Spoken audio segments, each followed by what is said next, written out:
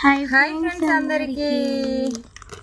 ఈరోజు అయితే మా బాబుది పుట్టినరోజు కదా. ఒక అక్క అయితే మాకైతే ఇగో బాస్మతి రైస్ అయితే పంపిస్తుంది.